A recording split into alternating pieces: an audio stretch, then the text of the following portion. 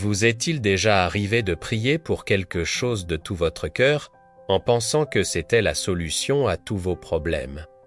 C'est l'histoire d'une femme qui, comme beaucoup d'entre nous, avait une liste bien précise de ce qu'elle attendait de son futur mari. Elle priait Dieu tous les jours pour un homme parfait, patient, attentionné, spirituel, beau, drôle. La liste était longue.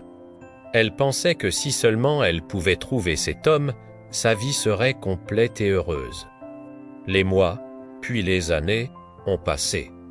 Elle a rencontré des hommes, mais aucun ne correspondait à son idéal. La frustration et le découragement ont commencé à s'installer.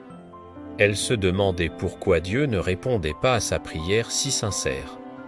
Était-elle destinée à rester seule?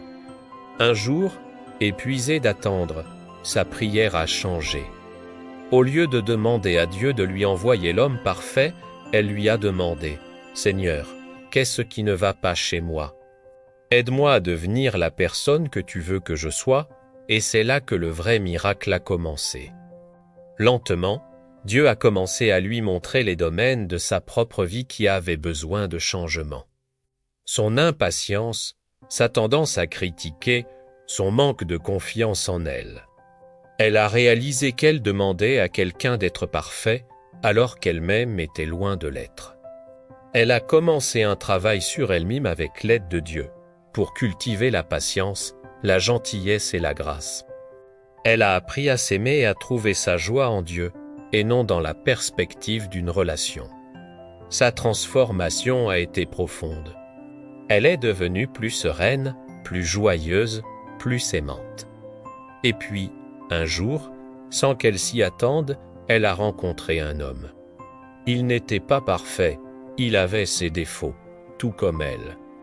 Mais il était bon, aimant, et surtout, il aimait la personne qu'elle était devenue.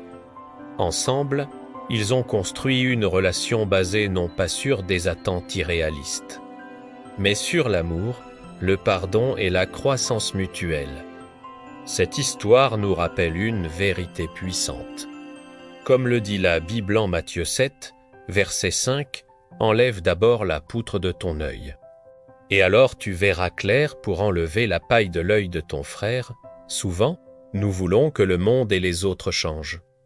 Mais le plus grand changement commence à l'intérieur de nous. En cherchant d'abord à nous améliorer, nous ouvrons la porte à des bénédictions que nous n'aurions jamais imaginées.